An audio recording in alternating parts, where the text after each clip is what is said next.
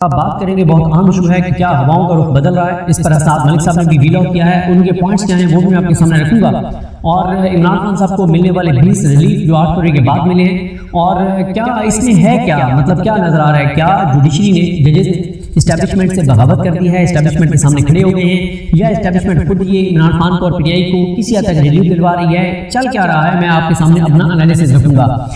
پہلی چیز تو یہ ہے جناب کہ 8 فروری کے انتخابات ہوئے، 8 فروری کے انتخابات جو ہیں عمران خان کہتے ہیں کہ انتخابات نہیں تھے، وہ انقلاب تھا، کہ پورے نظام کو پاکستان کے لوگوں نے شکست دی، جس تعداد میں لوگ نکلے، اس نظام میں یہ سمجھا تھا کہ جتنا ظلم ہوا ہے، جتنا جبر ہوا ہے، جتنا تشدد ہوا ہے، جس طرح کا نشان عبرت بنایا گیا ہے لوگوں کو، اس کے بعد ان کا خیال تھا کہ کوئی گھروں سے نہیں نکلے گا، کوئی شریف آدمی، کوئی پاکستانی جو ہے وہ گھروں سے نہیں نکلے گا، اور ایک خوف ہوگا، اتنا ہم نے خوف بنا دیا ہے کہ کوئی پاکستانی گھروں سے نہیں نکلے گا، پھر جو نکلے گا اس کو نشان نہیں پتا ہوگا، پولنگ ایجنٹ نہیں ہوں گے، اور بہت ساری ان کی تھی کہ بہرحال کسی صورت بھی پی ٹی آئی کے لوگ تو نہیں نکلیں گے، جتنا ہم نے پی ٹی آئی کو مار دیا ہے، جتنا پی ٹی آئی پہ تشدد کیا ہے، جتنا جبر کیا ہے، جتنا ظلم کیا ہے، اور جس طرح سے پنجاب میں خاص طور پر گھروں میں گھس کر عورتوں کے گریبانوں پہ جو ہاتھ ڈالے گئے، اس کے بعد کوئی خاتون نہیں نکلے گی، یہ سارے اندازے تھے، وہ سارے اندازے غلط ہوئے، اور 8 فروری کو بہرحال انقلاب آیا اور 2/3 اکثریت تحریک انصاف کو دی گئی، جو کہ پھر 9 فروری کو جو ہے وہ تبدیل کر دی گئی،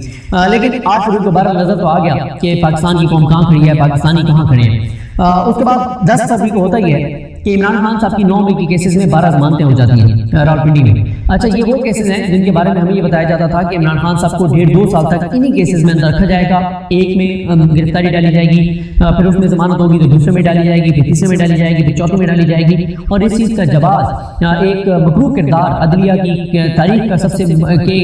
گندے ترین اور غلیظ ترین کرداروں میں سے ایک کردار جسٹس سردار طارق مسعود جو ریٹائر ہو گئے ہیں خاص کام جہاں پاک، وہ ایک ایسا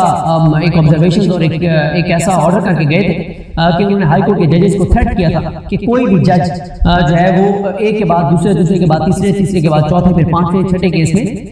گرفتاری اگر ڈالی جا رہی ہے پولیس کی جانب سے پی ٹی آئی کے لوگوں کی، تو کوئی جج یہ جرات نہیں کرے گا کہ وہ ایک ایسا آرڈر دے کہ پی ٹی آئی کے ان لوگوں کو ایک کے بعد دوسرے کے بعد تیسرے پھر 6ٹھے 10ویں کیس میں گرفتار نہیں کیا جا سکتا۔ اور اس کے بعد ہم نے دیکھا کہ نچلی عدالتوں کے جج بھی خوفزدہ ہو گئے اور انہوں نے پھر اس طرح کے آرڈرز نہیں کیے جس طرح کے آرڈرز پہلے کر رہے تھے۔ تو خیر عمران خان صاحب کی 9 مئی کے 12 کیسوں میں ضمانتیں ہو گئی، پھر عمران خان صاحب کی 4 مزید ضمانتیں ہوئی لاہور سے، اور پھر عمران خان صاحب جو ہے وہ یہ جو ہفتہ ہے اسی ہفتے میں 4 کیسوں میں عمران خان صاحب کو بری کر دیا گیا ہے، یعنی 20 کیسوں میں عمران خان صاحب جو ہیں ان کو ریلیف ملا ہے، یعنی 4 مکمل طور پہ ختم ہو گئے، بری ہو گئے عمران خان، اور 16 میں عمران خان کی ضمانتیں کنفرم ہوئی ہیں۔ لیکن حیران کن طور پر ہم یہ دیکھتے ہیں کہ اب میں آتا ہوں اس بات پر کہ کیا یہ مطلب اسٹیبلشمنٹ کی مرضی کے خلاف ججز نے یہ کیا ہے؟ پہلے تو مجھے لگتا ہے کہ بالکل نہیں۔ کیوں نہیں؟ کیونکہ اس وجہ یہ ہے کہ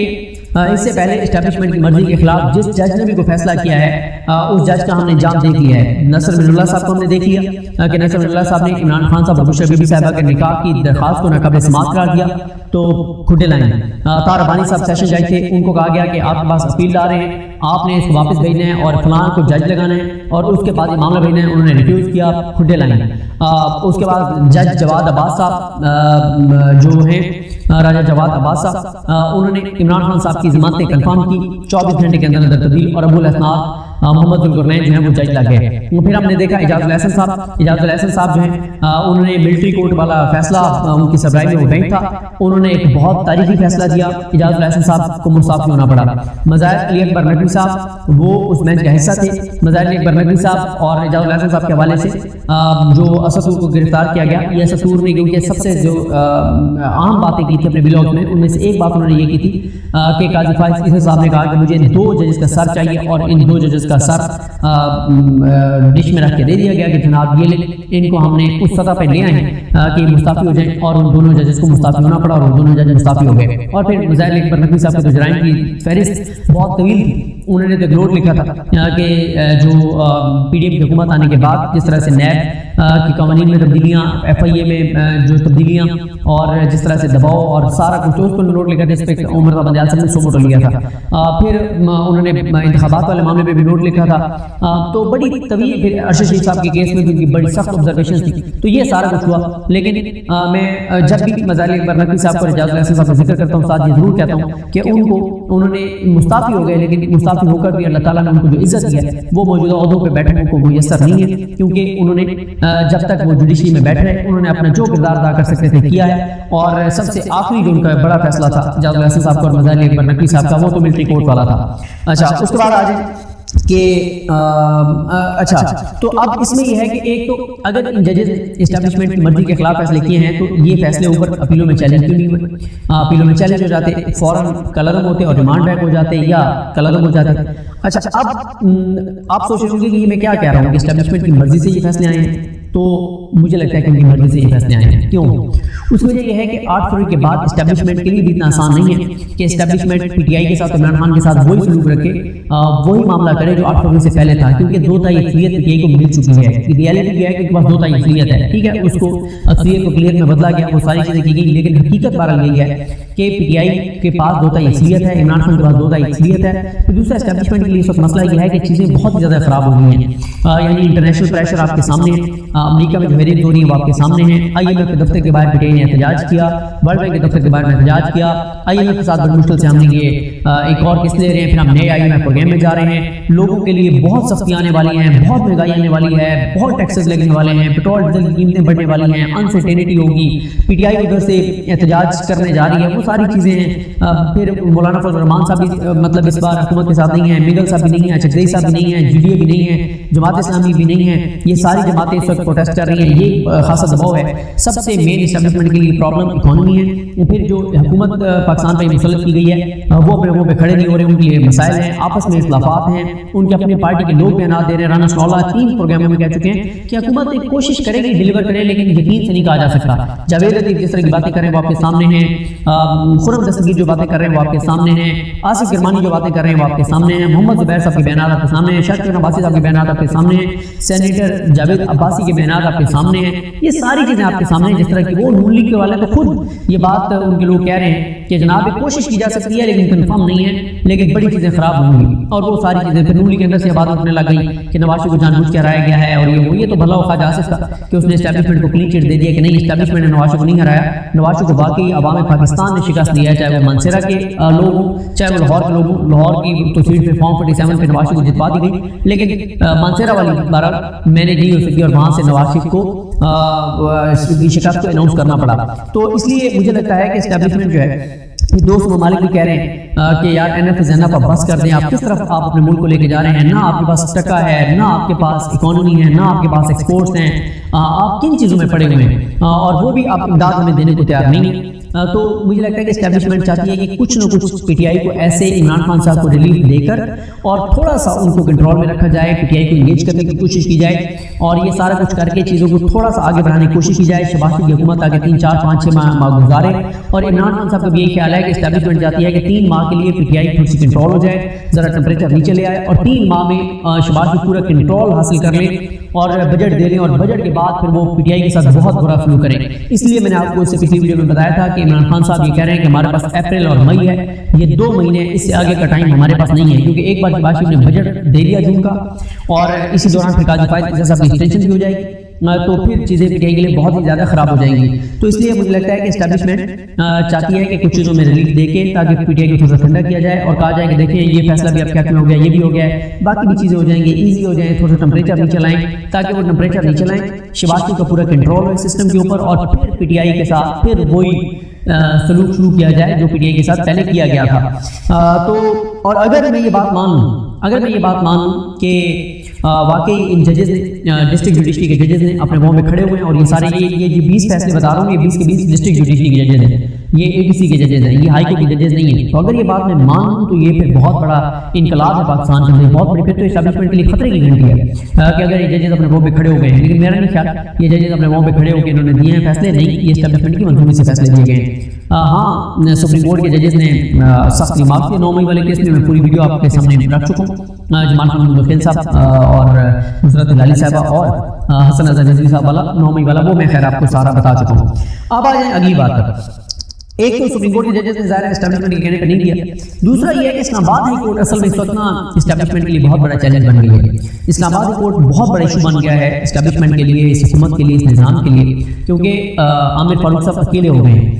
باقی 7 ججز ایک طرف ہیں، عامر فاروق صاحب ایک طرف ہیں۔ عامر فاروق صاحب کے ساتھ مسئلہ یہ ہے کہ عامر فاروق صاحب اگر کوئی کیس ان کے پاس آتا ہے اور وہ کسی اور بینچ میں بھیجتے ہیں، یعنی وہ مصطفیٰ اختر کیانی صاحب کو تو نہیں بھیجتے، لیکن اگر مصطفیٰ اختر کیانی صاحب کو بھیجیں یا وہ جہانگیری صاحب کو بھیجیں، میاں گل صاحب کو بھیجیں، بابر ستار صاحب کو بھیجیں، سمر رفعت صاحب کو بھیجیں، ارباب مطاہر صاحب کو بھیجیں، اعجاز خان صاحب کو بھیجیں، تو وہ پھر کیا ہوتا ہے، اس سے ہوتا یہ ہے کہ جب ان ججز کو بھیجتے ہیں تو وہ انٹرم آرڈر میں بڑا آرڈر کر دیتے ہیں، پھر وہ interim order intra court appeal میں چیلنج نہیں ہو سکتا، اور جب وہ فیصلہ کر دیتے ہیں تو پھر جب انٹر کورٹ اپیل میں معاملہ آتا ہے تو عامر فاروق صاحب کے لیے بڑا مسئلہ ہوتا ہے کہ میں اور کس جج کو اپنے ساتھ بٹھا کے اس ایک جج کے فیصلے کو معطل کروں، یہ بہت بڑا چیلنج ہو جاتا ہے ان کے لیے۔ اور اگر وہ کیس خود سنتے ہیں تو پہلے وہ یہی کرتے تھے، ہر کیس اپنے پاس لگاتے تھے، فیصلہ کرتے تھے، لیکن اس سے یہ ہوا کہ عامر فاروق صاحب فیصلہ کرتے تھے، اور جیسے ہی عامر فاروق صاحب فیصلہ کرتے تھے تو اس کے ساتھ ہی عامر فاروق صاحب کے فیصلے کے ساتھ ہی جب انٹر کورٹ اپیل جاتی تھی دیگر 2 ججز کے پاس تو وہ عامر فاروق صاحب کا فیصلہ کلغن کر دیتے تھے۔ تو اس وقت بہت بڑا مسئلہ عامر فاروق صاحب اور پورے نظام کے لیے اسلام آباد کورٹ بنی ہوئی ہے کہ عامر فاروق صاحب کو معاملہ بھیجتے ہیں، عامر فاروق صاحب اپنے پاس لگاتے ہیں، فیصلہ کرتے ہیں تو انٹر کورٹ اپیل 2 ججوں کے پاس جاتی ہے، وہ اڑا دیتے ہیں، کسی ایک کے پاس بھیجتے ہیں تو وہ فیصلہ کرتا ہے تو انٹر کورٹ اپیل میں ان کو دوسرا جج نہیں ملتا، اور یہ بہت بڑا مسئلہ ہے۔ یہی وجہ ہے کہ اگر آپ دیکھیں کہ یعنی اسلام آباد کورٹ میں ڈی سی اسلام آباد کا جو فیصلہ ہے اس کی بہت امپلیکیشنز ہیں، اور ڈی سی اسلام آباد والا جو فیصلہ ہے اور ایس ایس پی آپریشنز اور ایس ایچ او والا 6 ماہ 4 ماہ اور 2 ماہ کی سزا والا، وہ جب انٹر کورٹ اپیل میں آیا تو بڑی مشکل سے وہ فیصلہ معطل ہوا، اور گو کہ یہ ایک اس میں حیران کن بات ہے کہ میاں گل صاحب کیسے مان گئے کہ 7 مئی تک عامر فاروق صاحب نے اس کی تاریخ ڈال دی فیصلہ معطل کر کے، کیونکہ میاں گل صاحب اور وزیر صاحب نے کہا تھا کہ ٹل نیکسٹ ہیئرنگ ہم سسپینڈ کر رہے ہیں، اس سے آگے نہیں، اگلی ہیئرنگ میں دیکھیں گے۔ تو عامر فاروق صاحب نے ایک لمبی تاریخ ڈال دی، ایک بہت حیران کن ہے، اور میاں گل صاحب نے بھی اس سے اتفاق کیا، یہ اس سے بڑا ہے، مطلب عامر فاروق صاحب کا تو ایکسپیکٹڈ تھا کہ وہ یہی کریں گے، میاں گل صاحب کا بہت حیران کن ہے کہ وہ کیسے مان گئے 7 مئی کیا تک۔ لیکن خیر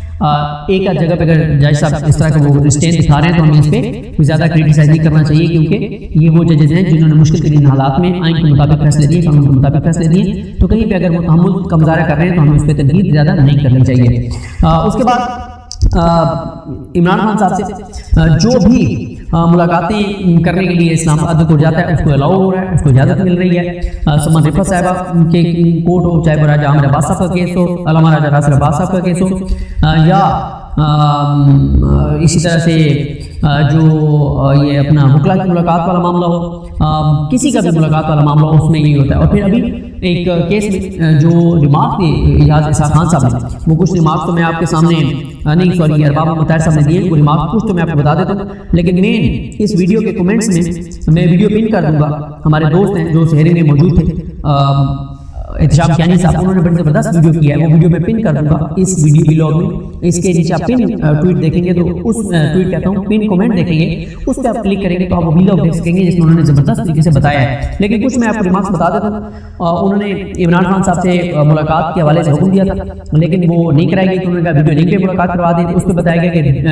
سپرنٹینڈنٹ جیل نے کہا کہ جو پنجاب کے جو جیل رولز ہیں وہ اجازت نہیں دیتے اور ان رولز میں جو ہے وہ ترمیم کرنا پڑے گی، تو انہوں نے پھر پورے نظام کو ننگا کر دیا۔ انہوں نے کہا کہ جیل سپرنٹینڈنٹ پولیس سب کٹپتلی ہیں، بندوق کے خوف سے فیصلے کیے جاتے ہیں، 200-300 افسروں کو اس مقصد کے لیے شہید ہونا پڑے گا پھر نظام ٹھیک ہوگا۔ اس کے بعد انہوں نے کہا کہ اگر ملک میں 200 سینئر سول افسر غیر قانونی حکم ماننے سے انکار کر دیں تو نظام ٹھیک ہو جائے گا۔ ایک جگہ لکھا ہوا کاغذ ہے، یعنی عدالت جو حکم دیتی ہے وہ لکھا ہوا کاغذ ہے، دوسری جگہ اس کے سر پر بندوق ہے، دوسری طرف اس کے گھر والوں اور اس کے کیریئر کو خطرہ ہے۔ جب تک 200-300 افسر ایک نظریے کے لیے قربانی نہیں دیں گے یہ سب کچھ ایسے ہی رہے گا۔ ہم کیوں یہاں بیٹھے ہیں؟ ہم تو یہ سب کچھ دکھاوا کر رہے ہیں، ہم تو یہاں بیٹھ کے ڈرامہ کر رہے ہیں۔ انہوں نے کہا کہ ہم تو یہاں بیٹھ کر ڈرامہ کر رہے ہیں، سب کو پتہ ہے کہ یہ سب کیا ہو رہا ہے، جہاں سے جیل حکام کو آرڈر آ رہے ہیں وہاں سے آنا رک جائیں تو یہ سب ختم ہو جائے گا۔ جیل حکام اور آر پی او پولیس سب کٹ چکی ہیں ملک میں۔ پھر وہی انہوں نے کہا کہ اگر سول افسران اپنی جو ان کی ذمہ داری ہے اس کو پورا کریں تو پھر ملک کے اندر جو ہے وہ تبدیلی آئے گی۔ انہوں نے کہا کہ تھریٹ کی الرٹ کی وجہ سے 12 مارچ سے جیل میں ملاقاتیں نہیں کروائی جا رہی، تو یہ انہوں نے کہا کہ کل یہاں پہ کیا انہوں نے کہا کہ کیا آپ کو جیل کے اندر زیادہ خطرہ ہے؟ کل اتنا بڑا مارچ ہونے جا رہا ہے، یعنی آج 23 مارچ جو پریڈ ہے ہونے جا رہا ہے، ہزاروں لوگ سڑکوں پر آئیں گے، وی آئی پیز آئیں گے، جہاز ہویں گے، ان کو کوئی تھریٹ نہیں ہے. اس بات پر مجھے نیکی نظر نہیں آئی، وہاں تھریٹ ہے اور یہاں نہیں ہوگا. تو انہوں نے ایڈوکیٹ جنرل اسلام آباد سے 29 مارچ میں جواب طلب کیا ہے کہ بتائیں کہ ایک طرف آپ کہتے ہیں کہ جیل روز میں اجازت نہیں ہے کہ ویڈیو کال پہ ملاقات کروائی جائے، دوسری طرف پنجاب کی وزیر اعلیٰ نے وہاں پہ ویڈیو کی کال کی اجازت دے دی ہے، تو پھر انہوں نے کیا وزیر اعلیٰ پنجاب نے خیر قانونی کام کیا؟ اس کے حوالے سے بتائیں. یہ کہا ہے انہوں نے اپنا ارباب محمد طاہر صاحب نے، اور انہوں نے جو اب سپرنٹینڈنٹ جیل سے 29 مارچ تک ان سے سپرنٹینڈنٹ جیل سے اور یہ جو ہے اپنا ایڈوکیٹ جنرل ان سے جو ہے وہ جواب طلب کیا ہے. خیر اسلام آباد کورٹ والا تو میں نے آپ کو بتا دیا کہ معاملہ واقعی سیریس ہے، وہاں پہ ججز اپنے وہاں پر کھڑے ہو گئے، کافی عرصے سے ہو گئے اور وہ سخت فیصلے کر رہے ہیں. اور یہ میں آپ کو بتا دوں کہ یہ وہی ججز ہیں اسلام آباد کورٹ کے جو بندیال صاحب کے دور میں جسٹس بندیال صاحب کے پاس گئے تھے، جو جسٹس پاکستان تھے، انہیں بتایا تھا کہ یہ ہو رہا ہے ہمارے آرڈرز کے ساتھ، یہ کر رہے ہیں ہمارے چیف جسٹس اسلام آباد کورٹ عامر فاروق صاحب ہمارے ساتھ. پھر اس کے بعد وہ بندیال صاحب کو ملنے کے بعد وہ پھر قاضی فائز عیسی صاحب کے پاس بھی گئے تھے، لیکن ان کی کوئی سنوائی نہیں ہوئی تھی. اس کے بعد آج ہے کہ اچھا ایک چیز اور بھی ڈیولپمنٹ ہوئی ہے، وہ قاضی فائز عیسی صاحب نے 2 دن بڑے سخت ریمارک دیے ہیں. ایک دن ڈی ایچ اے کے حوالے سے کہ ڈی ایچ اے شہداء کے نام کو بیچ رہے ہیں اور فوج کاروبار کر رہی ہے اور غلط ہے اور یہ وہ. دوسری طرف انہوں نے یہ جو منال اور یہ مارگلا کی 1000 ایکڑ اراضی پر یہ کہا کہ فوج کی نہیں ہے اور اس حوالے سے ریمارکس دیے، لیکن دونوں ریمارکس ان کے بڑے تھے لیکن انہوں نے کوئی آرڈر تگڑا نہیں کیا. اور اسی طرح سے شوکت صدیقی صاحب والے کیس میں بھی آئیں گے کہ اس میں بھی انہوں نے کلین چٹ دے دی ہے جنرل باجوہ صاحب کو اور جنرل فیض صاحب کو. اور اچھا اس میں کچھ لوگ یہ بھی کہہ رہے ہیں کہ قاضی صاحب جو ہے وہ اسٹیبلشمنٹ پہ تھوڑا دباؤ بڑھا رہے ہیں کہ جلدی جلدی میری ایکسٹینشن کروائیں. یہ بھی کچھ لوگ دعویٰ کر رہے ہیں. اب اللہ کی ذات کو جانتی ہے کہ اس میں کس طرح سے حقیقت ہے کہ قاضی صاحب یہ چاہتے ہیں کہ اسٹیبلشمنٹ پہ دباؤ بڑھائیں، کیونکہ قاضی صاحب کو لگتا ہے کہ اسٹیبلشمنٹ شاید تھوڑا سا پیچھے ہٹ رہی ہے میری ایکسٹینشن کے معاملے پر، تو وہ چاہتے ہیں کہ ایز سون ایز پاسبل 2 تاریخ سے آئینی ترمیم کروا دی جائے تاکہ میری ایکسٹینشن جو ہے وہ ایز سون ایز پاسبل ہو جائے. تو اگر وہ انہیں لگتا ہے کہ اسٹیبلشمنٹ شاید تھوڑا سا وہ کر رہی ہے، تھوڑا سا پیچھے ہٹ رہی ہے، تو اس لیے وہ اسٹیبلشمنٹ کو ذرا سخت ریمارکس دے کے اور تھریٹ کر رہے ہیں. کچھ لوگ یہ بھی کہتے ہیں، اب اللہ کی ذات بتا جانتی ہے کہ کچھ عرصے میں یہ چیزیں واضح ہو جائیں گی. اب آج اس بات پر کہ ایک چیز اور آپ نوٹ کریں کہ 8 فروری کے بعد سے اب تک میں 3-4 گرفتاری ہوئی، جن میں ظاہر ہے وہ لطیف کو صاحب اور سلمان مراد صاحب گرفتار ہوئے، پھر وہ کچھ گھنٹوں میں رہا ہو گئے. عمران ریاض خان صاحب گرفتار ہوئے، وہ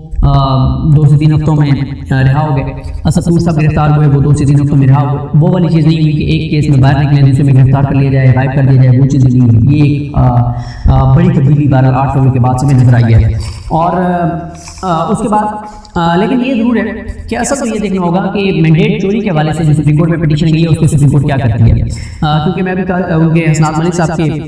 پڑھوں گا ذرا چیزیں، تو اس میں کافی ساری چیزیں انفارمیشن ہے، وہ اس لیے میں ان پڑھوں گا کیونکہ ظاہر ہے ہمیں تو کہا جاتا ہے کہ ہم کیونکہ پرو عمران خان ہیں تو اس لیے ہمارا موقف ٹھیک نہیں ہوتا، تو ذرا حسنات ملک صاحب کی زبانی سن لیتے ہیں کہ وہ کیا کہتے ہیں. اس کے بعد آ جائیں کہ قاضی فائز عیسی صاحب اور ان کے حوالے سے حسنات ملک صاحب کہتے ہیں کہ قاضی فائز عیسی اور عامر فاروق صاحب کو جو اسٹیبلشمنٹ کی پالیسیز ہیں عمران خان کے حوالے سے، پی ٹی آئی کے حوالے سے، ان سے کوئی مسئلہ نہیں ہے. وہ دونوں بالکل اس کے اوپر مکمل طور پر نہ صرف خاموش ہیں بلکہ ایک طرح سے وہ اس کے ساتھ اتفاق کرتے ہوئے نظر آتے ہیں. اور پھر اختر مدلہ صاحب اور مدخل صاحب کو شامل نہیں کیا گیا ملٹری کورٹ والے بینچ میں. اور اسی طرح سے اب آ جائیں کہ یہ جو 9 مئی والا فیصلہ دیا ہے، 9 مئی کی ضمانتیں دی ہیں مدخل صاحب نے سپریم کورٹ نے، اس کا اثر نیچے بھی ہوگا، ہائی کورٹ کے ججز پہ بھی ہوگا اور ٹرائل کورٹ کے ججز پہ بھی بارہ ہوگا. اور لگتا یہی ہے کہ 8 فروری کے بعد ایک طرف تو اسٹیبلشمنٹ ہے وہ تھوڑی سی پی ٹی آئی کو مینیج کرنے کے لیے، تھوڑا سا ٹیمپریچر نیچے لانے کے لیے کچھ کیسز میں ریلیف دلوا رہی ہے، اور دوسرا کیونکہ اسٹیبلشمنٹ کے لیے چیلنجز اس وقت بہت زیادہ ہیں اور اسٹیبلشمنٹ یہ چاہتی ہے کہ 2-3 مہینے ان کو بریتنگ اسپیس ملے. اور عمران خان کا یہ خیال ہے کہ وہ بریتنگ اسپیس اسٹیبلشمنٹ اس لیے لینا چاہتی ہے کہ 2-3 ماہ بعد پی ٹی آئی پہ پلٹ کے اس سے بھی تگڑا وار ہوگا جو اس سے پہلے پی ٹی آئی کے ساتھ جو کچھ ہوا ہے. یہ عمران خان صاحب کا خیال ہے. اور پھر اسی طرح سے میں اگر آپ کو بتاؤں کہ اس وقت پی ٹی آئی کے ٹوٹل 106 لوگ رہ گئے ہیں لاہور میں جو جیلوں میں، یہ والی فگر میرے پاس نہیں ہے، اور 103 لوگ ملٹری کورٹس کے پاس ہیں. اور یہ باقی یہ اس پہ پی ٹی آئی مکمل طور پہ خاموش ہے. جو 103 لوگوں کی ضمانتیں وہاں پہ 106 لوگوں کی نہیں ہو رہی کیونکہ جج وہاں پہ تعینات نہیں ہوئی، اس پہ نہ P T I Lahore court جا رہی ہے، نہ پی ٹی آئی کو پریس کانفرنس کر رہی ہے، نہ کوئی ٹف ٹائم دے رہی ہے، مکمل طور پہ خاموش ہے. اور ایک طرح سے پی ٹی آئی بالکل اپنے 9 مئی میں جو لوگ گرفتار ہوئے تھے ان کو بیچاروں کو بالکل ہی پی ٹی آئی نے جو ہے وہ ایک لاوارث چھوڑ دیا ہے۔ چلیں 8 فروری سے پہلے تو سمجھ آتی ہے کہ پوری پارٹی کرش ہو گئی تھی، ٹوٹ چکی تھی پوری پارٹی، اور پورا ایک ریکٹ اٹھا، جھنڈا بھی پی ٹی آئی کی کوئی نہیں لے کے آ سکتا تھا، نام بھی کوئی نہیں لے سکتا تھا۔ اب تو صورتحال بدل گئی ہے، ابھی تک پی ٹی آئی کا کوئی مرکزی رہنما 9 مئی کے میں قید کاٹنے والے کسی اپنے کارکن کے گھر نہیں گئے، کسی شہری کے گھر نہیں گئے، یا جو ابھی تک جیلوں میں ان کے گھروں میں نہیں گئے، بالکل کوئی ایک بندہ بھی پی ٹی آئی کا نہیں گیا۔ یہ بہت خطرناک ہے پی ٹی آئی کی جانب سے یہ رویہ کہ ایک ڈس آن کر دینا ان لوگوں کو جنہوں نے 10-10 ماہ سزائیں کاٹی ہیں، کئی اپنے ماں باپ کے اکلوتے بیٹے تھے اور بڑی خواتین اور یہ سارے، لیکن پی ٹی آئی کو کوئی اس پہ وہ نہیں ہے، ان کی لیڈرشپ کو وہ اس وقت اپنی مار دھاڑ میں لگے ہوئے ہیں۔ اور اس کے علاوہ علی گنڈا صاحب کو دیکھیں، ان کے ناقابل ضمانت رہنے گرفتاری جاری ہے، منسوخ ہو گئے ہیں کل، اور اسی طرح سے یہ ساری چیزیں دیکھیں۔ اس سارے میں جو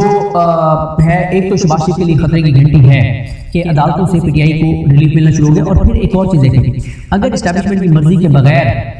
یہ ریلیف ملے ہوتے پی ٹی آئی کو، جو ملے آئین اور قانون کے مطابق ہیں اور بڑی دیر سے ملے ہیں، ان ججز کو تو ان کے خلاف کارروائی ہونی چاہیے جنہوں نے 10-11 ماہ یہ فیصلے نہیں کیے، جو کہ فیصلے کو 10-11 ماہ پہلے کرنے چاہیے تھے۔ اور اگر یہ اسٹیبلشمنٹ کی مرضی کے خلاف ہوئے ہوتے تو عطاط آرٹ صاحب چابی والے کھلونے ان کو ٹھک کر کے چابی دی جاتی ہے، اور ٹھک کر کے وہ طوطے کی طرح آگے بولنے لگ جاتے ہیں۔ یہ ضرور ہے کہ وہ بولنے لگ جاتے ہیں اور ٹی وی بند کر دیتے ہیں۔